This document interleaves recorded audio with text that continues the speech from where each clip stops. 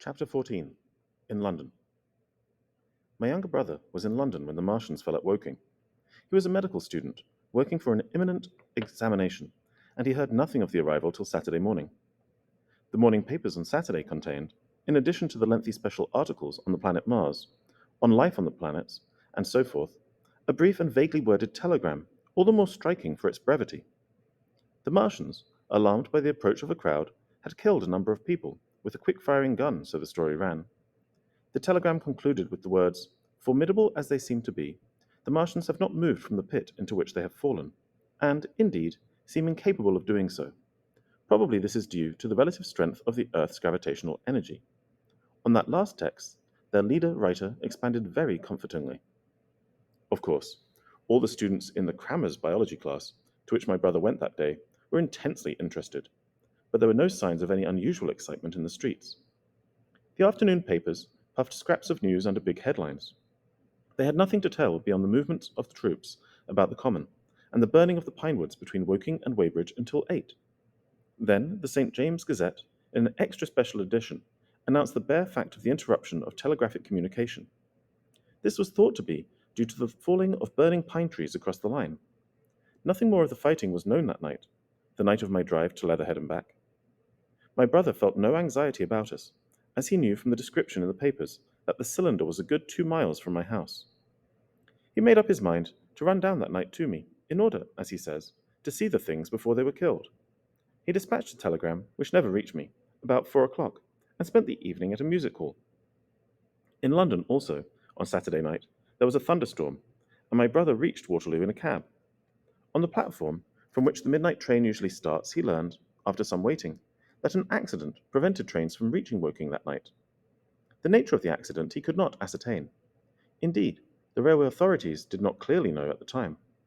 There was very little excitement in the station, as the officials, failing to realize that anything further than a breakdown between Byfleet and Woking Junction had occurred, were running the theatre trains which usually passed through Woking, round by Virginia Water or Guildford. They were busy making the necessary arrangements to alter the route of the Southampton and Portsmouth Sunday League excursions. A nocturnal newspaper reporter, mistaking my brother for the traffic manager, to whom he bears a slight resemblance, waylaid and tried to interview him. Few people, excepting the railway officials, connected the breakdown with the Martians. I have read, in another account of these events, that on Sunday morning all London was electrified by the news from Woking. As a matter of fact, there was nothing to justify that very extravagant phrase. Plenty of Londoners did not hear of the Martians until the panic of Monday morning. Those who did took some time to realize all that the hastily worded telegrams in the Sunday papers conveyed. The majority of people in London do not read Sunday papers. The habit of personal security, moreover, is so deeply fixed in the Londoner's mind, and startling intelligence so much a matter of course in the papers, that they could read without any personal tremors. About 7 o'clock last night, the Martians came out of the cylinder, and moving about under an armor of metallic shields, have completely wrecked Woking Station with the adjacent houses and massacred an entire battalion of the Cardigan Regiment. No details are known. Maxims have been absolutely useless against their armor. The field guns have been disabled by them. Flying hussars have been galloping to Chertsey. The Martians appear to be moving slowly toward Chertsey or Windsor. Great anxiety prevails in West Surrey, and earthworks are being thrown up to check the advance Londonward. That was how the Sunday Sun put it, and a clever and remarkably prompt handbook article in the Referee compared the affair to a menagerie suddenly let loose in a village. No one in London knew positively of the nature of the armed Martians, and there was still a fixed idea that these monsters must be sluggish, crawling, creeping painfully. Such expressions occurred in almost all the earlier reports. None of the telegrams could have been written by an eyewitness of their advance. The Sunday papers printed separate editions as further news came to hand, some even in default of it. But there was practically nothing more to tell people until late in the afternoon, when the authorities gave the press agencies and the news in their possession. It was stated that the people of Walton and Weybridge and all the district were pouring along the roads Londonward, and that was all. My brother went to church and the Foundling Hospital in the morning, still in ignorance of what had happened on the previous night. There he heard allusions made to the invasion, and a special prayer for peace. Coming out, he bought a Referee. He became alarmed at the news in this, and went again to Waterloo Station, to find out if communication were restored. The omnibuses, Carriages, cyclists, and innumerable people walking in their best clothes seemed scarcely affected by the strange intelligence that the news vendors were disseminating. People were interested, or, if alarmed, alarmed only on the account of the local residents. At the station he heard, for the first time, that the Windsor and Chertsey lines were now interrupted. The porters told him that several remarkable telegrams had been received in the morning from Byfleet and Chertsey stations, but that these had abruptly ceased. My brother could get very little precise detail out of them. There's fighting going on about Weybridge, was the extent of their information. The train service was now very much disorganized. Quite a number of people, who had been expecting friends from places on the South-Western network, were standing about the station. One grey-headed old gentleman came and abused the South-Western Company bitterly to my brother. It wants showing up, he said. One or two trains came in from Richmond, Putney, and Kingston, containing people who had gone out for a day's boating and found the locks closed and a feeling of panic in the air.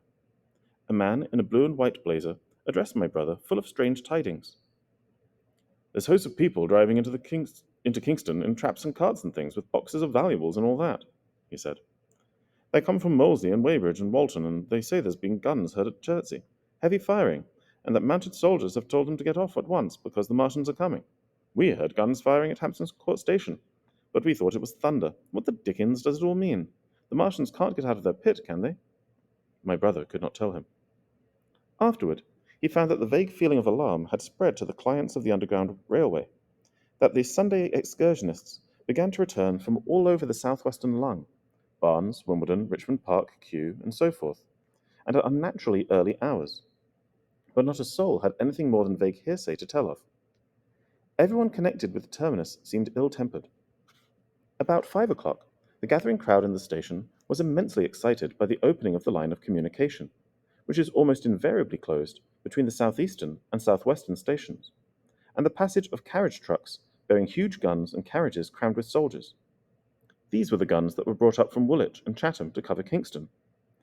There was an exchange of pleasantries. You'll get eaten, we're the beast tamers, and so forth. A little while after that was a squad of police who came into the station and began to clear the public off the platforms, and my brother went out into the street again. The church bells were ringing for evening song, and a squad of Salvation Army lassies came singing down Waterloo Road. On the bridge, a number of loafers were watching a curious brown scum that came drifting down the stream in patches. The sun was just setting, and the clock tower and the Houses of Parliament rose against one of the most peaceful skies it is possible to imagine, a sky of gold, barred with long transverse stripes of reddish-purple cloud. There was talk of a floating body. One of the men there, a reservist he said he was, told my brother he had seen the heliograph flickering in the west. In Wellington Street, my brother met a couple of sturdy roughs who had just rushed out of Fleet Street with still wet newspapers and staring placards. Dreadful catastrophe, they bawled to one another down Wellington Street. Fighting at Weybridge. Full description. Repulse of the Martians. London in danger. He had to give threepence for a copy of that paper. Then it was, and then only, that he realized something of the full power and terror of these monsters. He learned that they were not merely a handful of small sluggish creatures, but they were minds swaying vast mechanical bodies, and that they could move swiftly and smite with such power that even the mightiest guns could not stand against them. They were described as vast spider-like machines, nearly 100 feet high, capable of speed of an express train and able to shoot out a beam of intense heat. Masked batteries, chiefly of field guns, have been planted in the country about Horsell Common, and especially between the Woking district and London. 5 of the machines had been seen moving toward the Thames, and one, by a happy chance, had been destroyed. In the other cases the shells had missed, and the batteries had been at once annihilated by the heat rays. Heavy losses of soldiers were mentioned, but the tone of the dispatch was optimistic. The Martians had been repulsed. They were not invulnerable. They had retreated to their triangle of cylinders again. In the circle about Woking, signallers with heliographs were pushing forward upon them from all sides. Guns were in rapid transit from Windsor, Portsmouth, Aldershot, Woolwich, even from the north.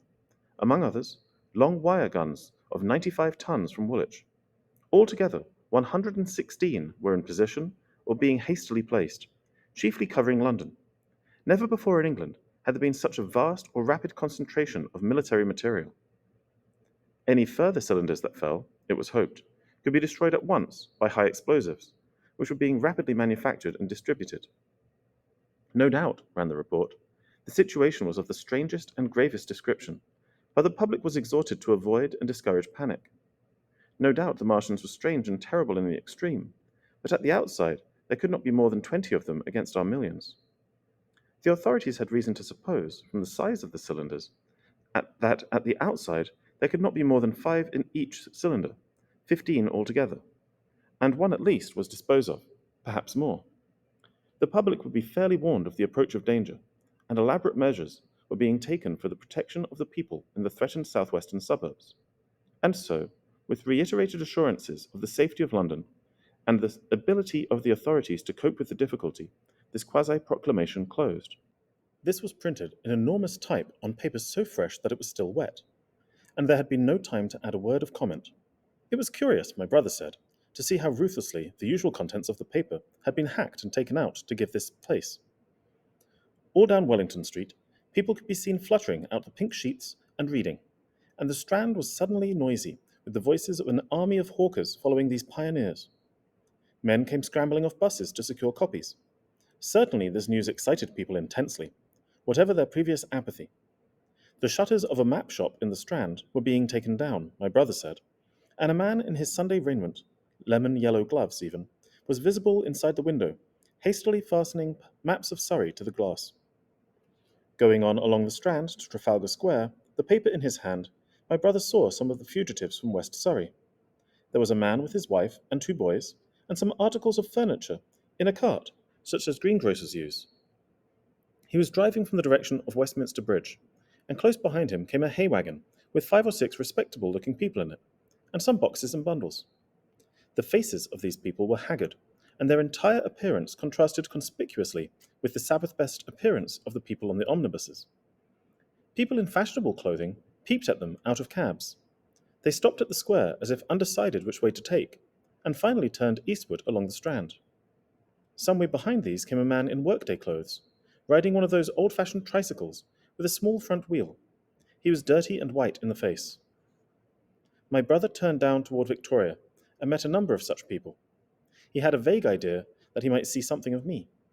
He noticed an unusual number of police regulating the traffic. Some of the refugees were exchanging news with the people on the omnibuses. One was professing to have seen the Martians.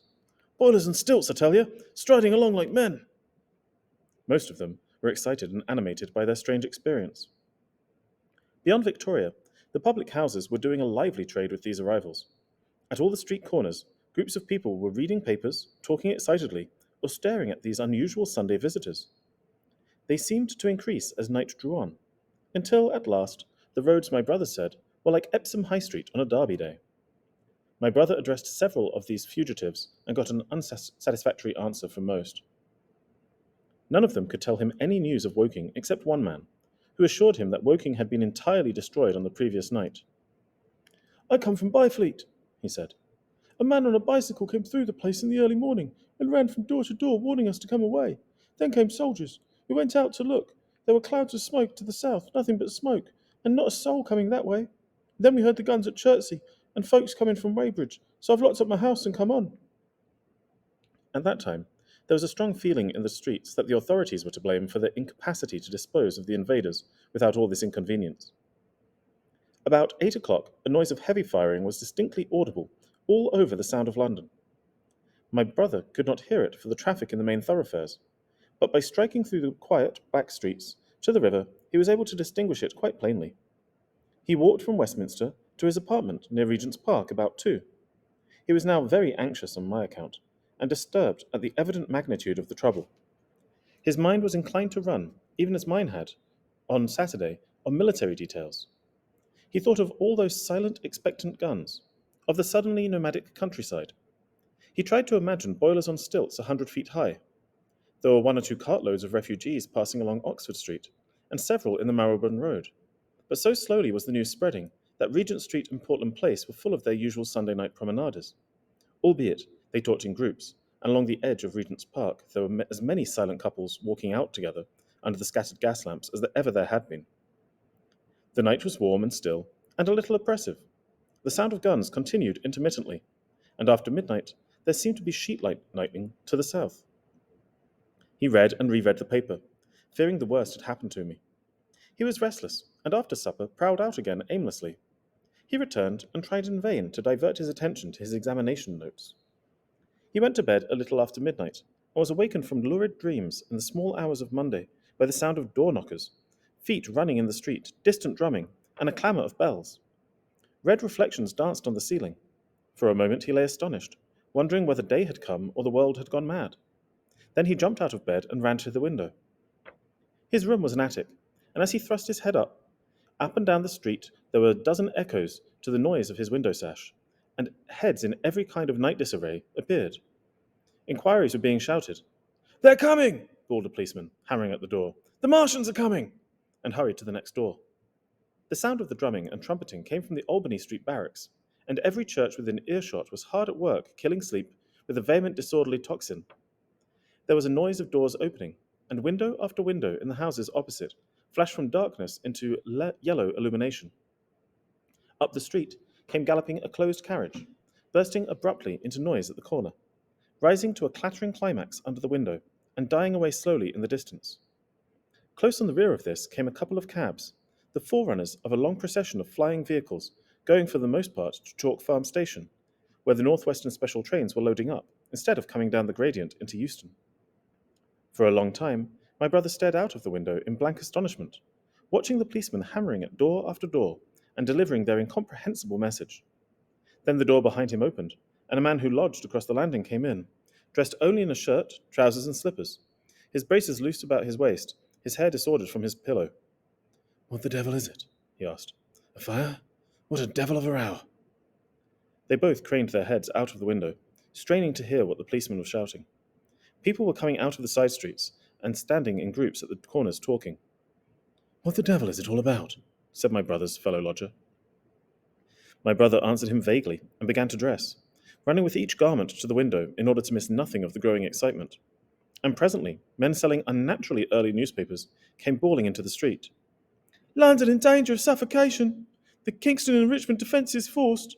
Fearful massacres in the Thames Valley!" And all about him, in the rooms below, in the houses on each side and across the road, and behind in the park terraces, and in the 100 other streets of that part of Marylebone, and the Westbourne Park District and St Pancras, and westward and northward in Kilburn and St John's Wood and Hampstead, and eastward in Shoreditch and Highbury, and Haggerston and Hoxton, and indeed, through all the vastness of London, from Ealing to East Ham, people were rubbing their eyes and opening windows to stare out and ask aimless questions, and dressing hastily as the first breath of the coming storm of fear blew through the streets. It was the dawn of the Great Panic. London, which had gone to bed on Sunday night oblivious and inert, was awakened in the small hours of Monday morning to a vivid sense of danger.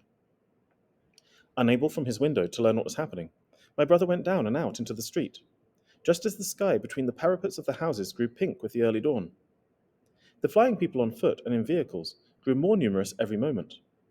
"Black smoke!" he heard people crying, and again, "Black smoke!"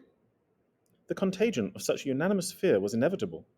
As my brother hesitated on the doorstep, he saw another news vendor approaching and got a paper forthwith. The man was running away with the rest and selling his papers for a shilling each as he ran, a grotesque mingling of profit and panic. And from this paper, my brother read that catastrophic dispatch of the Commander-in-Chief. "The Martians are able to discharge enormous clouds of a black and poisonous vapor by means of rockets. They have smothered our batteries, destroyed Richmond, Kingston, and Wimbledon, and are advancing slowly toward London, destroying everything on the way. It is impossible to stop them. There is no safety from the black smoke but in instant flight." That was all, but it was enough. The whole population of the great 6 million city was stirring, slipping, running. Presently it would be pouring en masse northward. "Black smoke!" the voices cried. "Fire!" The bells of the neighbouring church made a jangling tumult. A cart carelessly driven smashed, amid shrieks and curses, against the water trough up the street. Sickly yellow lights went to and fro in the houses, and some of the passing cabs flaunted unextinguished lamps. And overhead the dawn was growing brighter, clear and steady and calm. He heard footsteps running to and fro in the rooms, and up and down stairs behind him. His landlady came to the door, loosely wrapped in a dressing gown and shawl. Her husband followed, gesticulating. As my brother began to realize the import of all these things, he turned hastily to his own room, put all his available money, some £10 altogether, into his pockets, and went out again into the streets.